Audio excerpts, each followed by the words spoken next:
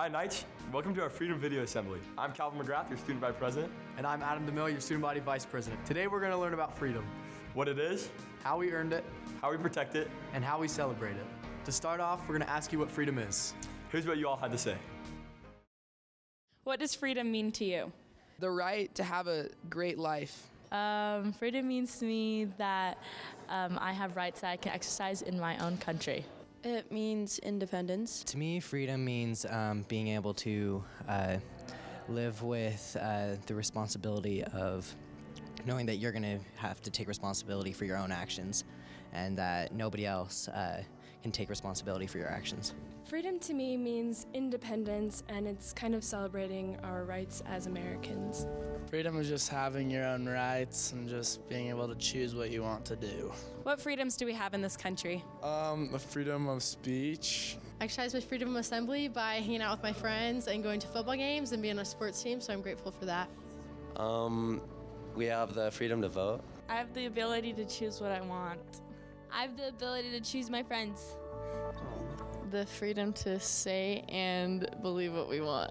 Why do we celebrate the 4th of July? Because it's the day that we gained independence. To remember all the military and their families. It was a signing of the Declaration of Independence. The founding of our nation and the heroes that died trying to fight for their freedom so that we could enjoy what we do today. Thank you so much for your input, Knights. We love you guys. As you know, before every game we sing the national anthem and honor the flag. We asked the chamber presidents about their experience singing the national anthem. Hi, I'm Avery Spencer. I'm Eli Johnson, and I'm the co-president in the chamber choir. I feel so good when I sing the national anthem. It makes me feel grateful to be able to live in this country where we are free to choose and to do what we would like to do. When I sing the national anthem, I can't help but feel a sense of unity when a whole bunch of people sacrifice a moment of their time to show a symbolism of the sacrifice that has gone before us. When they are willing to share that moment with each other, then it does unify a group of people. It is important to sing the national anthem because it allows us to remember that always in everything that we do. It gives us a moment to recognize what has gone before us, all the people who have lost their lives and their time. All the sacrifices that have been made for this country, and it's important to remember them because it shows us that we can do better and that we can become just as they were before.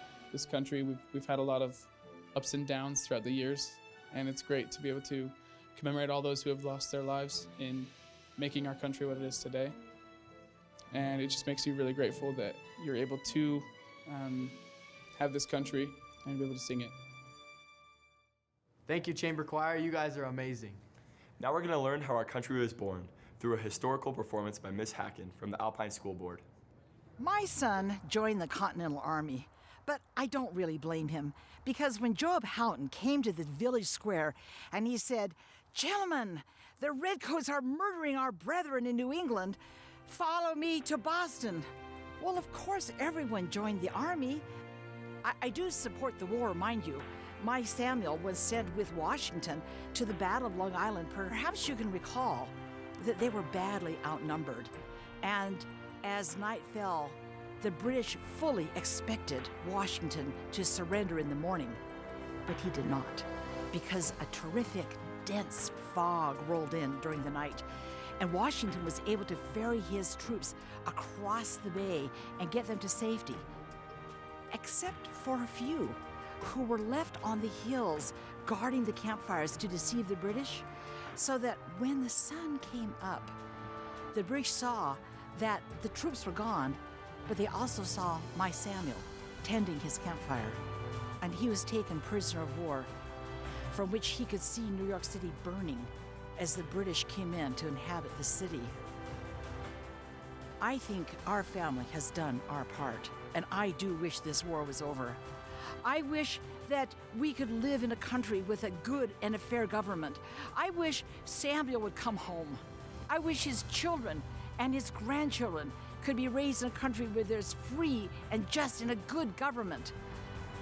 I wish my family could live in a place where there is freedom and peace. And so I'm here in this peaceful setting with a somewhat melancholy mind. I'm hoping to get strength and courage from my ancestors. And I'm hoping that my children and my family and all families who come to this country can come to a place of freedom, a freedom dearly bought by Samuel and others. Thank you so much, Ms. Hacken. Our country is always protected thanks to our incredible veterans. We interviewed Lieutenant Colonel Bill Roy from the U.S. Air Force to learn more about their sacrifices. Hi there, my name is Bill Roy. I served in the Air Force for 28 years, and I went by Lieutenant Colonel Bill Roy for a lot of that time. It was great. I had so many experiences where I witnessed either myself or my friends making sacrifices for the freedoms that we enjoy. In fact, I had 21 close friends, that's roommates, squadron mates, college roommates, flight members, lose their lives in the defense of our country. So mostly flying fighter jets. But there were many other people who did things that were really above and beyond the call of duty, sacrificing life and limb to do the things that were necessary for us to preserve our freedoms in our country. And I can think in my own experience, for instance, when I was a young second lieutenant, flying from Keflavik, Iceland, over the North Atlantic on cold winter nights. We would scramble out to intercept the Russian or the Soviet Bear bombers as they would fly directly toward Keflavik and then move away at the last minute as sort of a cat and mouse game, threatening us and our freedoms there as we protected that airspace. But there were times when I would be out, whether it was late at night or in a foreign land or some very inconvenient place, doing something because I knew what I did really mattered when it came to protecting our freedoms and our way of life as Americans. Very many times we would do difficult things and we would think about the kids back home, really our family, our loved ones, even our own children. And what I would want the youth of America to know now is that freedom isn't free. There are a lot of sacrifices that have to be made in order for that to take place. And I would want them to know that there will come a time when they need to join in and join the fight as well or support it in a meaningful way. What does freedom mean? Well, freedom to me is the ability to do just about whatever I want to do and to allow others to do it as well. With great freedom comes great responsibility, and I always have to keep that in mind, but it's so important for us to be able to live up to our potential, to have our children, family members, friends, other citizens live to their potential. And the only way that can happen is if we have the freedoms that are guaranteed us in our Constitution, that we fight for, that we keep in mind, that we honor and respect every single day. So freedom is the ability to be the best version of yourself, and that's why it's worth fighting for. Thank you for your service. We students appreciate our veterans so much. We asked our amazing faculty what freedom means to them. Here's what our Lone Peak staff had to say.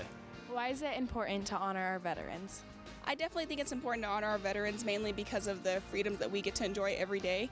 We would not have the life we have now with the privileges and the opportunities if it had not been for those who paid the ultimate sacrifice and gave their lives for our country. It's just a constant reminder of the sacrifices that they've made and that their families have made, that we're able to wake up and do what we want and be who we want to be. How do we celebrate freedom at Lone Peak High School? Well, you guys are able to express your individuality, which a lot of students aren't allowed to do across the world. I've been impressed. This is my 16th year here at Lone Peak, and impressed that at the Freedom Assembly, all the students always show really great respect for the veterans and other people who come, and I think that really shows that we know how to celebrate freedom properly. I also think that, with our assemblies and all of our activities that we do, we definitely do represent kind of the American culture and the freedom that we enjoy here. Thank you all so much for joining in on our Freedom Video Assembly. We hope you all have been inspired. We hope you are more committed to honor our country by exercising your freedoms. As Lone Peak Knights, we are definitely proud to be American. Thank you all so much for joining in, and remember, Knights, unite the peak. We, the Lone Peak students, are grateful for what has been laid before us to bring us what we have today. We will push the line of freedom forward. We will be the change of the future. We will define what freedom means to us, what we can do, what we can say, where we can be, and what we believe. We will lead the future of this country. We are the future. We give life to this country. While others will try to take our freedoms, we will stop at nothing to preserve it. We are Lone Peak.